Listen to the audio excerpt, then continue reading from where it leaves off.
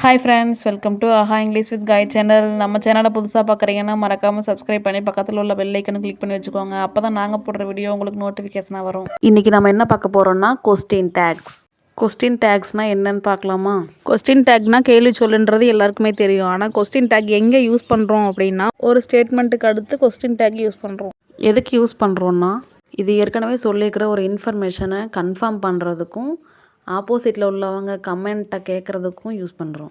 Question tax அப்படிங்கிறது ஸ்டூடெண்ட்ஸ்க்கு ரொம்ப முக்கியமான ஒரு டாபிக். இந்த வீடியோவை ஸ்கிப் பண்ணாமல் பாருங்கள், உங்களுக்கு யூஸ்ஃபுல்லாக இருக்கும். கொஸ்டின் டேக்கில் ஒரு சென்டென்ஸை 2 சென்டென்ஸாக பிரிச்சிருப்பாங்க.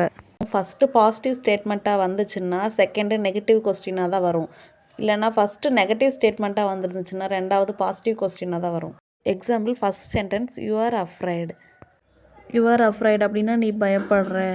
இது ஒரு பாசிட்டிவ் ஸ்டேட்மெண்ட்.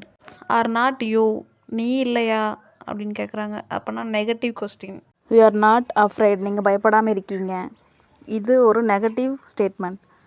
ஆர் யூ, நீ இருக்கியா அப்படிங்கிறது ஒரு positive question. Next, she is very kind அப்படின்னா அவள் ரொம்ப அன்பானவள் அப்படின்னு சொல்கிறாங்க. அது ஒரு positive statement. Is not she, அவள் இல்லையா அப்படின்னு கேட்குறாங்க. இது ஒரு நெகட்டிவ் கொஸ்டின்.